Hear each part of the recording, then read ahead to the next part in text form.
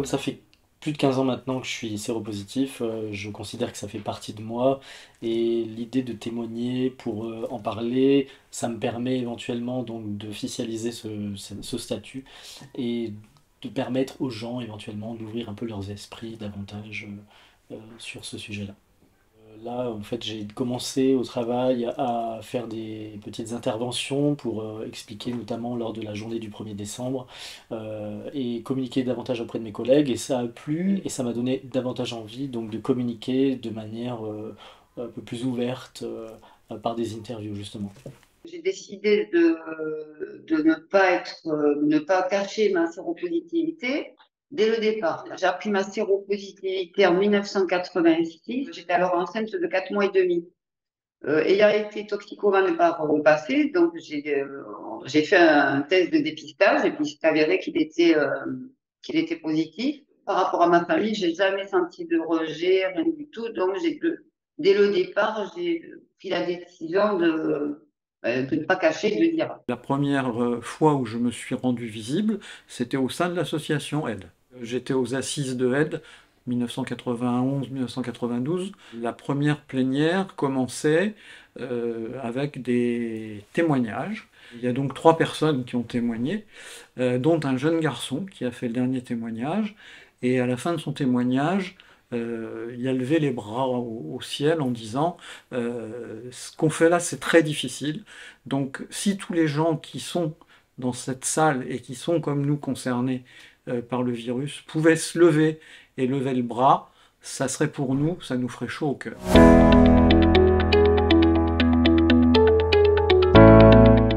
Alors, j'ai pas eu de crainte, pas particulièrement, parce que de mon côté, toute ma famille, mes amis proches sont au courant. J'ai jamais eu à subir de la sérophobie, donc j'avais pas spécialement de crainte à ce sujet-là. J'avais pas de crainte par rapport à moi, par rapport à ma famille non plus. Les gens que vous côtoyez régulièrement, ils étaient tous au courant. Par contre, j'ai eu de mauvais retours. Malencontreusement, je m'étais trompée de tasse de café. J'avais bu dans la tasse d'une amie à moi et je m'étais rendu compte qu'elle n'avait pas fini son café. J'ai eu mon fils en 2000, il est né, Léo.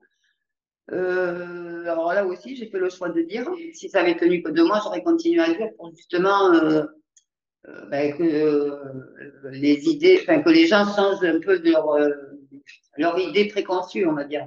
Et malheureusement, les deux à qui j'en avais parlé, eh ben, je me suis rendu compte qu'elles changeaient de trottoir après en avoir parlé. Et finalement, ça avait des répercussions sur Léo, sur mon fils, parce qu'il était plus invité aux anniversaires des gamins, etc. Donc j'ai arrêté après d'en parler. Et les craintes sont curieuses parce que j'avais un ami qui était séropo et pendant un an, je ne lui en ai pas parlé. Le jour où je lui ai dit, je me suis fait agonir parce qu'il m'a dit comment? À moi, tu m'as pas dit ça. Hein, donc ça, c'était un petit peu hard. Quand j'ai commencé à en parler à des collègues, parce que mes collègues me voyaient bien, il n'y a pas de portable à l'époque, hein. Donc toute la journée, je recevais sur mon téléphone professionnel des appels de gens de aide pour des réunions, des choses comme ça. Donc ils voyaient bien qu'il y avait beaucoup de aide dans ma vie. Donc certains sont venus un peu me titiller et ceux en qui j'avais le plus confiance, je leur ai dit ce qu'il en était. Et il n'y a pas eu de répercussions.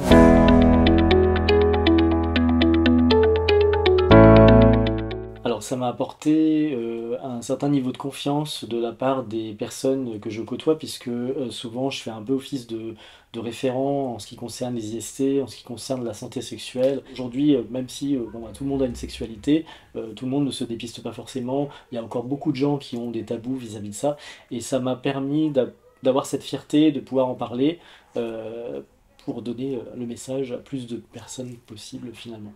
Ce que ça m'a apporté au fond de moi, c'est que même si j'avais de mauvais retours, je parlais de choses que je connaissais et je voulais quand même faire connaître que ça ne sautait pas dessus non plus comme ça. Voilà, que j'avais un enfant, que bah, il était séronégatif, que voilà, qu'on pouvait avoir des enfants, etc. Pour faire bouger les mentalités, mais ce que je me rends compte, c'est qu'après 40 ans, 35-40 ans, malheureusement, elles ont évolué, mais dans certains milieux, pas dans la population générale. Ça m'a apporté une plus grande liberté par rapport à qui j'étais et à ce que je faisais, parce que c'était un peu un peu minable quand même d'être resté pendant 15 ans à Aide et une fois la porte de Aide franchie, ne pas s'être délivré de ça.